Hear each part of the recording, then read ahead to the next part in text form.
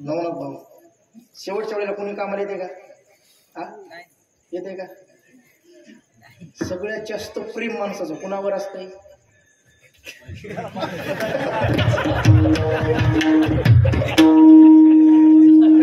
आपल्याला मालूम नाही होईल 100% पुढच्या शिवरात्रीला जोडीला तुम्ही इथं येतात कीर्तनाला 100% लग्न होणार. फक्त मग एकच अट, लग्न 100% चांगलं धुमधडाक्यात होईल. फक्त कीर्तन झालं तर 21 रुपये बाया पडायचे.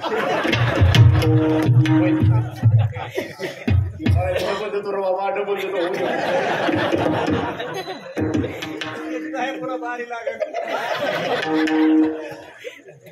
सर्वात जास्त प्रेम आहे महाराज. अरे जिच्यासाठी तुम्ही भावाचा, बहिणीचा, बापाचा, माईचा, गावचा, तालुक्याचा, जिल्ह्याचा त्याग करता, जे आईनं तळ हाताच्या फोडामध्ये तुम्हाला रात्र रात्र जागून लहानाचं मोठं केलं, जो बाप राब राब राबला, अरे फाटके कपडे घातले, तुटक्या चपला घातल्या, उपवाशी राहिला, तो बाप आमच्यासाठी बैलासारखा राब राब राब राब लाभला. एवढं त्यानं वैभव आमच्यासाठी कमवून ठेवलं. आम्ही त्या बापाला, माईला, भावा बहिणीला, गावाला सगळ्याला सोडून देतो. जिच्या सांगण्यावरून पुण्यामध्ये राहतो. पुण्याच्या सांगण्यावरून काय माहिती खरं सांगा, माय बापाला वेगळं टाकलं. पुण्याच्या सांगण्यावरून बायकोच्या सांगण्यावर. बरं हे आपलं हे वेदांत की वेगळं राहण्याची पद्धत आपल्याकडे लग्नाच्या आधीची का नंतरची? शंकर महाराजाला माहित नाही ना वेगळं राहण्याची पद्धत आधी का नंतर? अरे बोला की बाबा, वेळ संपला आपला. आधी का नंतर? नंतरची लग्नाच्या. आधी वेगळं राहतात का? हा बरोबर आधी राहतात का? का राहतात नाही आधी?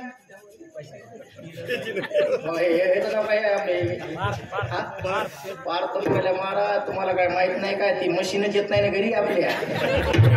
तुम्हाला घराचं वाटोळ करणारी मशीन येते. मशीन 6 महिन्यात वाटोळ. अरे एवढा प्रेम असतं तिच्यावर, ती सुद्धा शेवटच्या वेळेला कामाला येत नाही महाराज.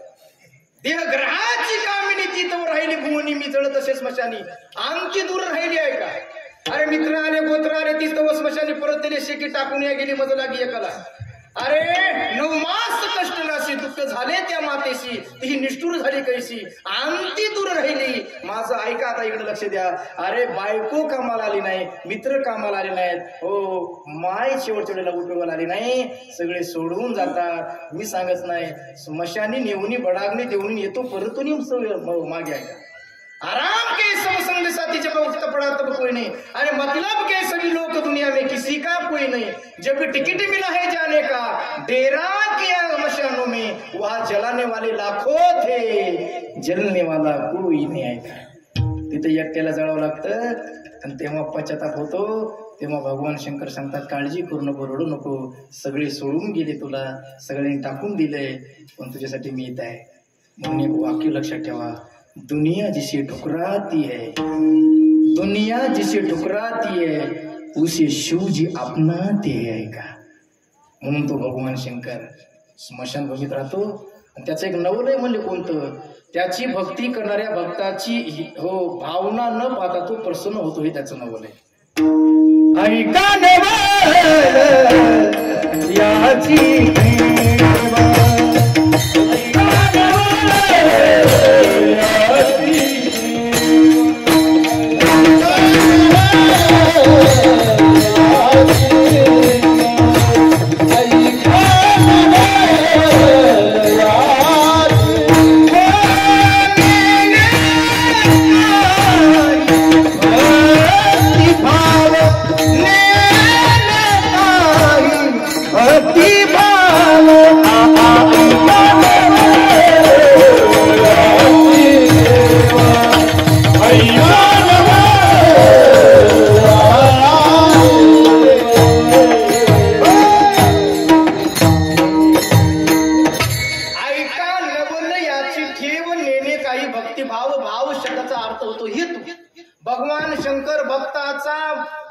करण्याचा हेतू सुद्धा न पाहता प्रसन्न होतो आहे. भस्मासुर सगळ्याला माहिती आहे. भस्मासुराकडे काय काम होतं? भस्म आणण्याचं काम. कारण या बाबा चिता भस्म आवडतो. चिता भस्म आणण्याचं काम भस्मासुराकडे होतं. रोज चिता भस्म आणावं त्यानं.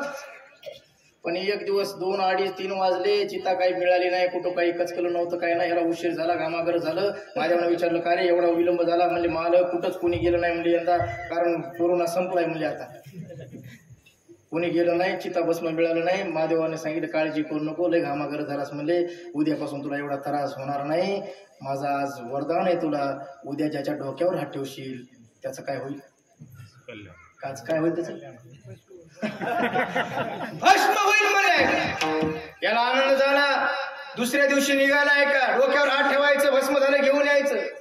डोक्यावर हात ठेवावं, भस्म झालं घेऊन यावं. पण एक दिवसची घटना अशी, भस्म घेऊन येत असताना सिंहासनावर महादेव आणि पार्वती माता बसलेले होते. याचं लक्ष पार्वती मातेकडे गेलं. हो, मनात पाप आलं, विचार केला, बापरे एवढं सौंदर्य पार्वती मातेकडे आहे, उगच मला ह्याच्यात त्याच्या डोक्यावर हात ठेवतो, आज ह्याच्यात डोक्यावर हात ठेवू मला. कुणाच्या कुणाच्या निघालं हात ठेवायला हे. पण हे हात ठेवायला निघालेलं हे अंतर्यामी महादेव बाबाला कळालं. विचार केला, आपणच वरदान दिलेलं आहे, यानं जर डोक्या हात ठेवला तर आपल्याला भस्म व्हावं लागणार. म्हणून डोक्या हात ठेवायला निघालेलं ते बघून महादेव शंकर पळायला लागले. महादेवराव पुढं, भस्मासुरराव माग. ते बाबा पुढे, हे माग, ते बाबा पुढे, हे माग. असं करता करता डोळे बंद केले. भगवान विष्णूचा दावा केला. भगवान विष्णूला म्हणजे एवढं पळ करून तुम्ही दाबा दाबा दाबा पळ करून दाबा. हे म्हणजे तू करीत राजा, मला दाबीत राजा. एवढंच काम आहे मला म्हणायला. वेळ फार कमी होता. भगवान विष्णूने विचार केला काय करावं, आणि मग सुंदर रूप धारण केलं महाराज. दोघाच्या मध्ये ते सौंदर्य संपन्न होऊन भगवान विष्णू उभं राहतात. त्याला मोहिनी रूप म्हणतात. मोहिनी रूप आहे का? आणि ज्या वेळेला हा 120च्या स्पीडनं पळत होता मागे भगवान शंकराच्या, ते रूप बघितलं, एकदम ब्रेक लागलाय का, हात जोडले आणि विचारलं महाराज, हो म्हणजे तुम्ही कुठले आहेत? बापरे म्हणजे काय सौंदर्य तुमचं, पार्वतीचं तर काहीच नाही तुमच्या पुढे आहे का? पण एवढ्या सौंदर्य संपन्न नटून ठटून या असल्या अवस्थेमध्ये या जंगलामध्ये कुठं निघाला? तेव्हा तिने सांगितलं, म्हणजे मी बऱ्याच दिवसापासून इकडे फिरते, कारण माझं काम चालू आहे. कोणतं काम चालू आहे? लग्नासाठी वर पाहते. मग म्हणजे वर भेटला नाही का? अजिबात नाही म्हणले. म्हणजे मग नित्रूड मध्ये नवनाथ आहे ना म्हणले. ती म्हणली मला जसा पाहिजे तसा नाही, तुला नेमका पाहिजे कसा? ती म्हणजे माझी एकच आट आहे वेदांत. कोणती आट आहे? मला जसं नाचता येते तसं त्याला नाचता आलं पाहिजे, तेव्हा मी लग्न करणार. हे म्हणलं आपल्याला जमलं तर काय हरकत नाही, मी जसं नाचले तसं नाचावं लागलं, काय हरकत नाही म्हणलं. नाचायला तिने सुरुवात केली. विषय महाराज आता ताल धरला, 3 ताल. हो मस्त.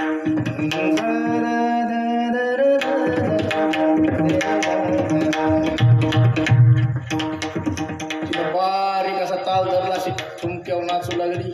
ती जशी नाचायची ती हे नाचायचा तसाच. तिने एक हात वर केला की यानं एक हात वर करावा.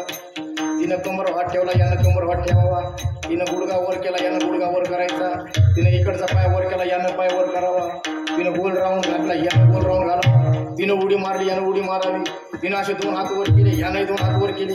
तिनं बघितलं आता चांगलं रमलंय, म्हणजे आता मुरलं जात आहे का, मग्न झाले. हळूहळू हळू तिला स्टेशनवर यायचं होतं. असे 2 हात वर करता करता तिनं असा एक हात वर केला, एक पुन्हा खाली कंबर घेतला आणि ती वरचा हात जसा तसा डोक्यावर ठेवला, यानंही ठेवला. काय झालं? मोहिनीच्या संगे भस्मसूर मेला, भस्मसूर मेला, मोहिनीच्या संगे भस्मसूर मेला, मोहिनीच्या संगे भस्मसूर मेला.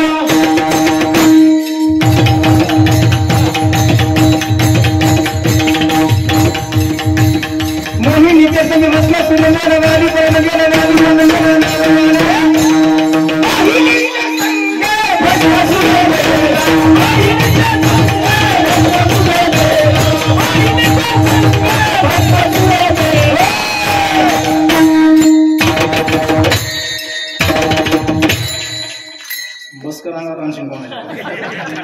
मोहिनीच्या संगे भस्मासुर मेला आहे का? माझा मुद्दा संपला.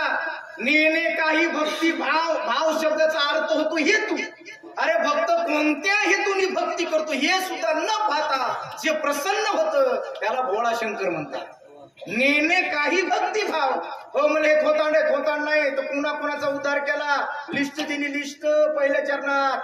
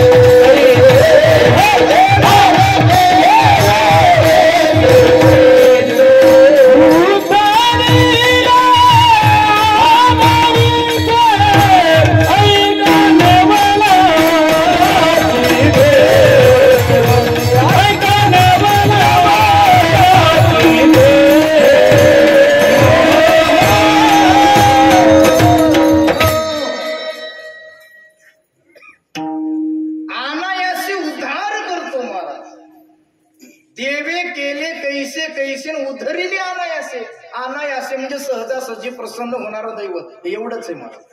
बाकी देवाला प्रसन्न करून घ्यायचं झालं तर हजारो जन्म त्याची साधना करावी लागते, तपश्चर्या करावी लागते. पण या देवाला बाकी काही लागत नाही. एवढं पुढं दैवत आहे. एक बिल्व दळ एक पसा पाणी, तांब्यात पाणी बेलाचं पान हरार महादेव एवढं जरी म्हणलं तरी प्रसन्न होतंय बरं का.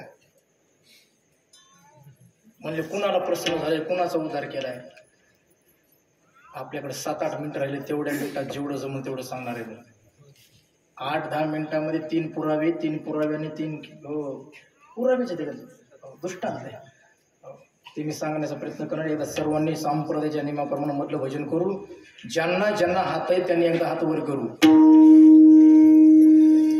टाळे वाजवण्यासाठी 1 हात लागत नाही, 2 लागतात. ज्यांना ज्यांना हात आहे त्यांनी हात वर करायचे बरं का. मी कोणाला हात वर करा म्हणणार नाही. कसं असतं काही काही वाटते, काहीला लाज वाटते, कोणाला काय. पण भगवान शंकरच्या दरबारात आहे मी. त्या भगवान शंकराला 2 डोळे भक्तासाठी टाळी वाजवणाऱ्यासाठी, 3रा डोळा ज्यानं हात खाली घेतले त्याच्यासाठी. ते कधी कोणत्या रूपाने ना तुमचा हात गायब करून सांगता येणार नाही. महादेवाची शपथ घेऊन सांगतो, ज्यांनी ज्यांनी हात खाली घेतले त्यांचे हात घरापर्यंत जाणार. काय होणार नाही बाबा. मोठ्या प्रेमाने भजन. तुले हरी काना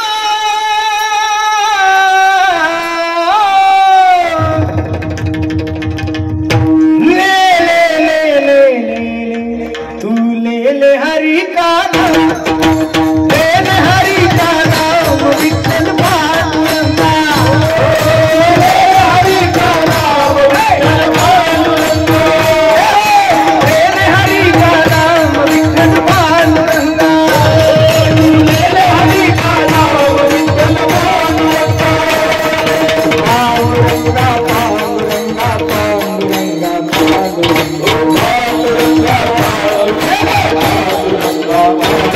हरि पांडुरंगा पांडुरंगा पांडुरंगा पांडुरंगा पांडुरंगा पांडुरंगा ले ले तू ले ले हरि काना विठ्ठल पांडुरंगा तू ले हरि काना विठ्ठल पांडुरंगा तू ले हरि काना विठ्ठल पांडुरंगा. काळी काळी हे बघा, 1 वर्ष झालं आपल्याला हा सोहळा करायचा होता. मागच्या महाशिवरात्रीला होणार होता, पण काही कारणास्तव झाला नाही. कारण हा अनमोल किमतीचा देह भगवंताने तुम्हाला दिला, ते त्याचं भजन करण्यासाठी दिलेला आहे. कमल मुख राम भजन दिया. अरे बाकी संसार प्रपंच मरेपर्यंत आमच्या मागाच आहे. जिंदगी जब तक रहेगी फुर्सत न मिले काम से. अरे कुछ समय ऐसा निकलो प्रेम कर लो राम से, प्रेम कर लो राम से. ऐका म्हणून मोठ्या प्रेमानं भजन करायचं. टाळ वाजणार नाही, फक्त टाळी वाजवायच्या. पांडुरंगा पांडुरंगा पांडुरंगा पांडुरंगा आवाज आला पाहिजे. पांडुरंगा पांडुरंगा पांडुरंगा पांडुरंगा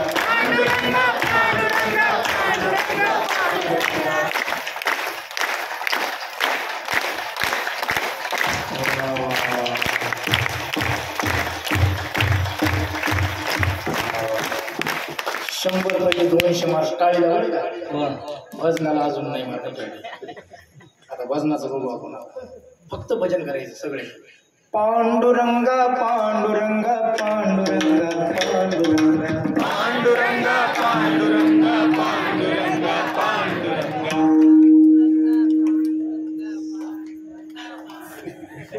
माय वा वा किती छान बरं का. फक्त आता महिला मंडळ थोडं थांबा, कारण तुमच्या वजनामध्ये यांचं सपाटून चालेल. हे तोंडही हलिंड तर हातही हलिंड नाही. तुम्ही म्हणायला आला तर हे असं गाव हाताची घडी. जेवढे पुरुष आहेत तेवढे भजन करायचं. पांडुरंगा पांडुरंगा पांडुरंगा पांडुरंगा पांडुरंगा पांडुरंगा पांडुरंगा पांडुरंगा पांडुरंगा पांडुरंगा पांडुरंगा.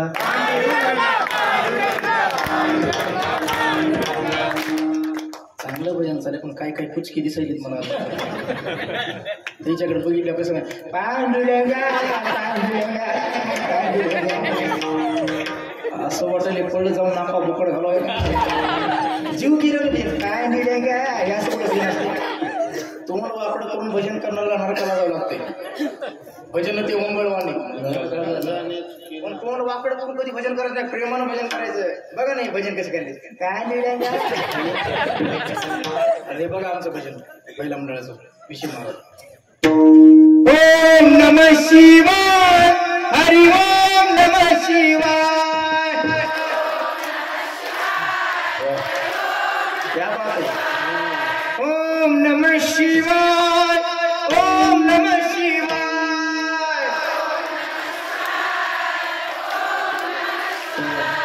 ओम नमः शिवाय हरि ओम नमः शिवाय. क्या बात है. ओम नमः शिवाय हरि ओम नमः शिवाय.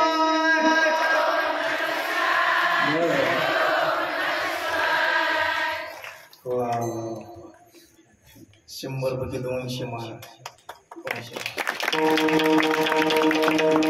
ही काय दक्षिणा काढण्यासाठी स्तुती नाही बरं काही. एवढे मोठे मोठे कार्यक्रम करतो आम्ही महाराज, पण एवढं असं एका तालात आणि एका स्वरात भजन मी पहिल्यांदा ऐकायला आवडेल मला तुमचं पहिल्यांदा. मला असं वाटलं होतं घरीच आवाज चांगले असतात आमचे,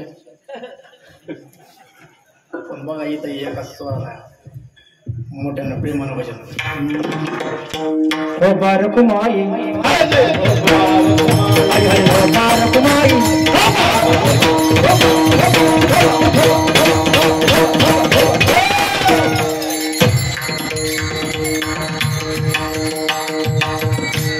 5-10 मिनिटात मुलगी तो बरं का. कुणाचा उद्धार केलाय. पहिला उदाहरण दिलं, पहिला दाखला दिला महाराज. एका भिल्लाचा उद्धार केला काका कामराज काका या भगवान शंकरांना. कोण होता तो भिल तुम्ही ऐकला असेल.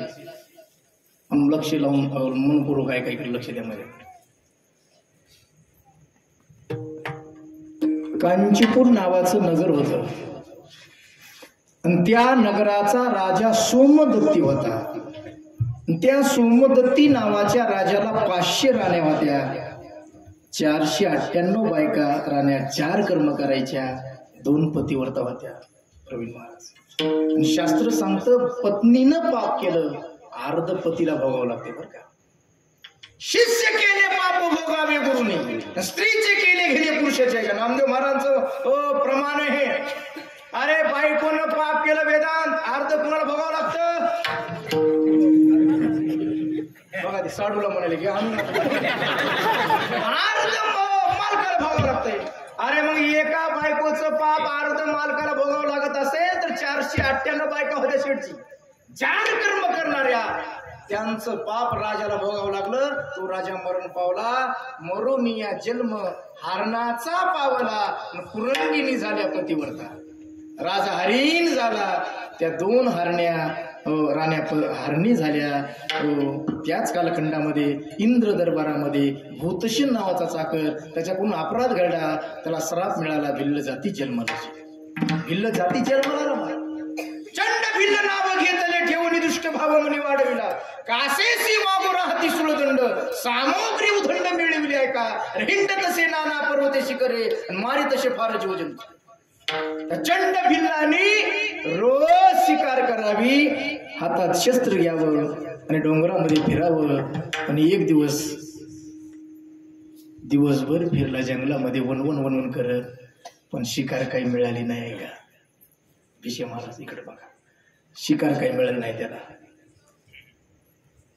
उपवाशी होता विचार केला रिकाम्या हातही घरी कसं जावं शिकार तर मिळाली पाहिजे दुपार होऊन गेली होती शिकार मिळाली नव्हती भूक लागली होती काय करावं या विचारात असताना त्या जंगलामध्ये पाण्याचं सरोवर होतं त्या पाण्याच्या सरोवरात शेजारी आपली वाघोर लावली आणि काटावर झाड त्या झाडावर लपून बसला पाहत होता कोणता पशु पक्षी येतो जाळ्यात अडकतो पण पुढचं चित्र दिसत नव्हतं कारण ताट पाला त्या झाडाला होता म्हणून त्यानं झाडाचा पाला खाली तोडावा पाला तोडायचा खाली टाकावा पाला तोडावा खाली टाकावा पाला तोडावा खाली टाकावा असं करता करा बरीच पानं तोडली महाराज 1,00,000 पानं तोडली लक्षवरी बिलवदळ माता वाये आनंद न समाये महादेवा तेने भोळा महादेव तेने संतोष आलाय का अरे लाखाच्या वर बेलाची पानं तोडली खाली टाकली जिथं तो पाला बेलाचा खाली पडत होता तिथं भूमिगत महादेवाचं मंदिर होतं ते महादेवाच्या पिंडीवर पाला पडत होता लाखाच्या वर बेलाचा पाला अर्पण केला म्हणून भोळा महादेव प्रसन्न झाला यमदूताला पाठवलं जांभले नेत्रुडच्या त्या जंगलामध्ये माझा भक्त म्हणले झाडावर बसलाय त्याची इच्छा पूर्ण करा यमदूत आले यानं बघितलं लटलट लटलट कापू लागला विचार केला का हो माझा नंबर लागलाय का म्हणजे अजिबात नाही कसं येणं केलं तुझी इच्छा पूर्ण करण्यासाठी महादेवानं पाठवलं काय इच्छा आहे तुझी त्याने विचार केला काय मागावं आणि म्हणून वेळ कमी असल्यामुळे त्याने सांगितलं एकच करा मला पशु पक्ष्याची भाषा कळावी एवढं वरदान द्या मृग पक्षी याचे कळावी बोलणे सर्व काही येणे कार्यसिद्धी ही तुकीच आहे माझी ही वासना उर्वनी स्वस्थाना जावे तुम्ही तथाच तू म्हणून ते यमदूत निघून गेले आता याला आनंद झाला मला हरणाची पशु पक्ष्याची भाषा कळेल आणि म्हणून झाडावर लपून बसला वाट बघत होता या जाळ्यामध्ये कोणता पशु पक्षी अडकतो म्हणून बराच वेळाने तहान लागल्यामुळे तो हरिण झालेला राजा जंगलामध्ये तानेच्या शोधामध्ये धावत असताना त्या सरोवराजवळ आला तहान लागली होती जसं पाणी दिसलं तसं पळतच गेला आणि पाणी न पिता त्या जाळ्यात जाऊन अडकलाय का याला आनंद झाला आता शिकार मिळाली आपल्याला शिकार मिळाली पण भाषा कळण्यासाठी दुसरं एखादं पशु पक्षी लागलं झाडावर लपून बसलं वाट बघत होता दुसऱ्या पशु पक्ष्यांची पण इतक्यामध्ये 2 हरणी मागून तुरतुर तुरतुर तुरतुर पळत आल्या बघितलं तर आपल्या पतीची हो अवस्था आपला मालक जाळ्यात अडकला गुंतला डोळ्याला धारा लागल्या त्या पतीव्रता होत्या दोघी महाराज हरणी आणि डबडबल्या डोळ्यानं मालकाला विनंती करून विचारू लागल्या मालक पुढचं काही बघून चालावं का नाही आता तुम्ही जाळ्यात अडकला तुमची हत्या होईल आता तुमच्या नंतर आमचं कसं होईल तो हरिण डबडबल्या डोळ्यानं हात जोडून सांगू लागला दोघीलाही तुम्ही निघून जा तुम्ही अडकला नाही तुम्ही अजून वर आहे मी अडकलोय माझी गती मला तुमची गती तुम्हाला तो भिल्ल झाडावर लपून बसलेला आहे तो झाडावर उतरायच्या आधी निघून जा तुम्हाला शपथ आहे माझी त्या दोघींनी डबडबल्या डोळ्यानं हरणाला विनंती करून सांगितलं मालक पती संकटात असताना कुठली पतिव्रता पतीला सोडून जाईल आम्ही सोडून जाणार नाही आणि इथून हलणार पण नाही मालक तो येईल तुमची हत्या करू दे मालक बराच वेळ झाला शेवटी तो भिल्ल खाली उतरला हातातलं शस्त्र काढलं हरणाची हत्या करणार इतक्यात त्या दोघींनी त्या भिल्लाला जाऊन विनंती केली भिल्ल दादा सौभाग्यवती मेल्यानंतर पती लोक प्राप्त होत असतो आमची विनंती मालकाच्या आधी आमची हत्या करेल सौभाग्यवती मरू दे आम्हाला त्यात ती धाकटी होती ती विनंती करू लागली ताई तुम्हाला सती जाता येत नाही हो का जाता येत नाही तुम्ही गरोदर आहात आणि गरोदर अवस्थेमध्ये सती जाता येत नाही ताई माझी 2 लेकरं बाळसं त्यांचा सांभाळ करा तुमच्या लेकराला जन्माला हो त्यांचा हो सांभाळ करा, मला सती जाऊ द्या. ती मोठी म्हणायची अधिकार माझा आहे, मला सती जायचंय. धाकटी म्हणायची मला सती जायचंय. असं करता करता बराच वेळ झाला. शेवटी दोघींनी ठरवलं सती जायचं. पण दोघीही सती जायचं ठरवल्यानंतर जेव्हा ती धाकटी त्या भिल्ला जवळ जाते, पायाजवळ विनंती करून सांगते, भिल्ल दादा, अरे गुन्हेगाराला फाशी देताना त्याची शेवटची इच्छा पूर्ण केली जाते. अरे आता आम्हाला आजची तू हत्या करणार आहेस, माझी एक शेवटची इच्छा पूर्ण करशील? कोणती इच्छा आहे? माझे 2 पार्ट्स आहेत रे चिमुकले. सकाळी एकदा दूध पाजलं होतं बघ त्यांना, शेवटचं दूध पाजायची संधी दे ना. नाही आलीस तर हे बघ, महादेवाची शपथ आहे तुला, खोटं बोलणार नाही मी. महादेवाची शपथ घातली. ती हरणी आपल्या झोपड्याकडे निघाली पाडसाला पाणी दूध पाजायला. जेव्हा आपली आई आल्याचं बघितलं, त्या पाडसानं टुंटून टुंटून उड्या मारतच आली. आणि उड्या मारता मारता आपली आईला विनंती करू लागली, आई काय बाळांनो, रोज सकाळी 3 जायचे आणि सायंकाळी यायचे ग, आज तू एकटी आलीस दुपारी? बाबा दिसत नाहीत, मोठी आई दिसत नाही, तू अचानक कशी आलीस ग? डोळ्याला धारा लागल्या त्या आईच्या. सांगितलं, बाळांनो, तुमचा बाप संकटात सापडला रे, त्यांची हत्या होणार आहे. आम्ही दोघीही सती जायला निघालो. शेवटची इच्छा म्हणून दूध पाजण्यासाठी आलो. पोरं, घ्या दूध पिऊन. ते चिमुकले लेकर होते मला शुद्ध बीजा पोटी. अरे भूक लागली होती, पण माईच्या मुखातला शब्द ऐकला, दूध प्यायचं थांबवलं. पोरं, काय गाई घेणारी राजांना दूध पिऊन? नाही गाई, मायबाप संकटात असताना कसलं दूध गोड लागलं आम्हाला. हे बघ, दूध पिणार नाही आम्ही, आणि आम्ही इथं पण थांबणार नाही बघ, आम्ही पण तुझ्यासोबत येणार गाई. नाही बाळांनो, तुमची हत्या होईल, होऊ दे नाही. तुला वाटत असेल ना आपल्या डोळ्यासमोर आपल्या चिमुकल्या लेकरांची हत्या कशी पाहावी? अगं पुराणामध्ये आपल्या मायबापाचं सत्व हरण होऊ नये म्हणून एका लेकरानं प्राणाचं बलिदान दिलं होतं. त्या लेकराचं नाव बालचिलया होतं. ऐक, आम्हाला येऊ दे गाई. ऐकलं नाही. शेवटी दोन्ही पिल्ला आईच्या मागं लागली. ज्यावेळेस त्या भिल्लांना चित्र बघितलं, बापरे, डोळ्याला धारा लागल्या. रात्रंदिवस कथा कीर्तन ऐकून माणसं बदलाय तयार नाहीत. रात्रंदिवस कथा कीर्तन ऐकून गळ्यात माळी घालून कपडाला गण लावून लबाड बोलणारी माणसं आहेत, खोटं बोलणारी. काही इमानदार जात या पशुपक्ष्यांची. वाटलं होतं येताना यायची नाही, पण लेकराला घेऊन आली. लेकराला डोळ्याला धारा लागल्या त्या भिल्लाच्या. आणि ते दोन्हीही पाडसं त्या भिल्लाच्या जवळ जाऊन पायाला जिभेनं चाटून डबल्या डोळ्यानं विनंती करू लागली, भिल्ल दादा,